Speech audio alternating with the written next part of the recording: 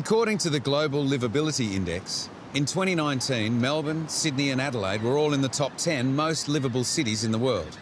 The index measures stability, culture, environment, healthcare and infrastructure. Australia may just be one of the most comfortable places to live. But for the 4.4 million Australians who live with disability, it turns out that our cities may not be as livable as we'd like to think. People with different abilities face real challenges just participating in everyday activities like work, shopping, education, and that can affect their health, their state of mind, and their financial security. Poor accessibility means that some people just don't get the fair go that we all deserve.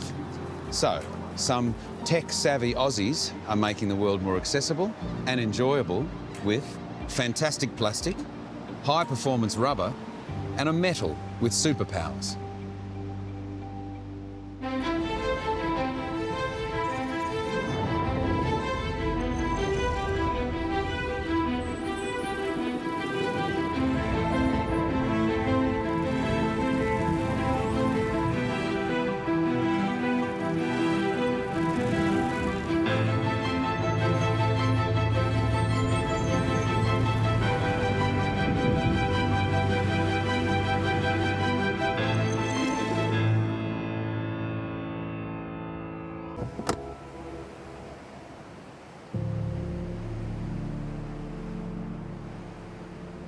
My creative space would be down on the beach when I'm flying my gliders. Disconnecting from technology. It's almost like a form of meditation. When I was studying engineering at Monash University, I had the opportunity to test a $1 million bionic arm. This hand would open and it would copy and mimic what my hand was doing. You know, I was really excited, but at the same time, really saddened that at that price point, not many people around the world would be able to access or afford this, incredible technology. And it really planted a seed in my mind to try and find a way to make it accessible to every person on the planet.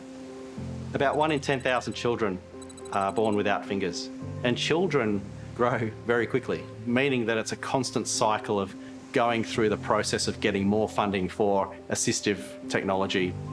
Often children are told that they're too high functioning. If they're born without fingers, that they don't qualify. And for me, that's completely unacceptable. The answer that I came up with came to me one weekend at the Avalon Air Show. I saw these 3D printers making very, very complicated parts.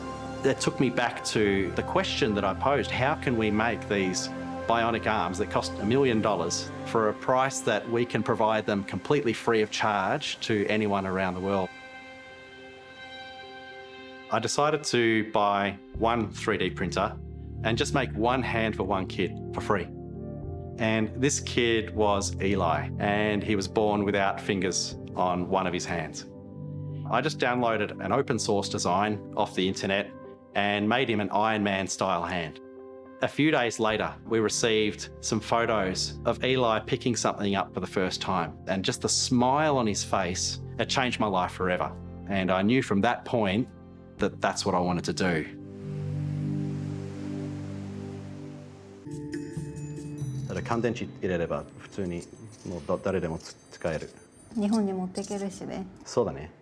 I think when we eliminate the fear of money and ask ourselves, what do I want to do with my time? I think that helps us to find our passion. And I was just really lucky that I had a very supportive wife to really try and grow that passion to help other people. That's really good. We started with one 3D printer on a tiny little stool in the lounge room, and we had a baby fence around it to stop our 2 young children from reaching in. That became 2 3D printers and 3, and that became 6. And then I decided to lease a large factory. All of our hands are made from a compostable material, which is derived from cornstarch. It's really, really important for us to be as sustainable as we can and to show others that it can be done. We can run the entire factory off the power of the sun. Potentially, you could run one of these from one solar panel out in the desert, which is really, really exciting to think that our designs could be being made in the desert to help people in very, very remote locations. Quite early on in the piece, I connected with the Aussie Hands Foundation, and they're an amazing charity that look after families in Australia with children that are born with hand differences. Aussie Hands was created by my beautiful mother when I was only about 9 months old, just to help as many people as possible stop feeling alone. So with Matt coming on board and us forming this great relationship with Free 3D Hands, we can also help them do new things, play instruments, eat spaghetti, chopsticks, whatever they want to do. Some of the requests that started coming in were for simple things like, attachment to throw a tennis ball. There was one girl, all she wanted was a skipping rope to skip with her friends at school. We ended up having hundreds and hundreds of kids across Australia and around the world who wanted one too. And we ended up sending them all around the world. Oh, how's Kingston? And when he got his hand, he's just picking everything up around the house. And Grace, remember her first hand? Yes, I do. That was our first design. I used to know how many kids we had helped, but we lost track a long, long time ago. We've probably helped hundreds, possibly thousands of people around the world, but through open sourcing our designs, that's where we can really help large numbers of people. Yeah, they become like family, don't they? Yeah. Every one of these kids.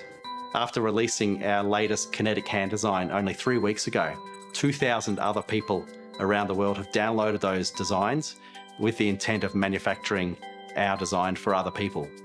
And I think that's where, collaboratively together, we can really help people all around the world that can't currently access this assistive technology.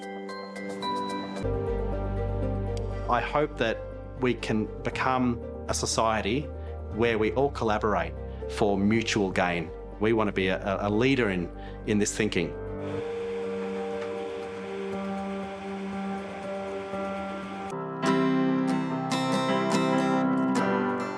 I feel like calling him an innovator isn't enough. I mean, he's certainly an innovator, but in such an ethical and compassionate way. So I would call Matt a compassionate innovator. I really want people to talk about how we can use technology to improve people's lives, and when we implement solutions, to consider all abilities. We want to encourage others to want to innovate as well. And as we continue to learn and get feedback on our design, we'll just keep adding to that so it becomes a living, growing knowledge base. Disability in Australia is much more common than we realise. 1 in 5 Australians live with a disability of some sort or another.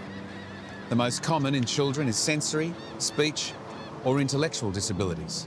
For others, it might be an injury from sport or work, or perhaps sight or hearing impairment that comes with age. The challenge is to make sure that none of these disabilities stop anyone from living their life to the fullest. Along with all the wonderful work done by carers and organisations for people with intellectual disabilities, other inspiring Australians are helping people to step out, go to more places, and have better physical access in their grasp.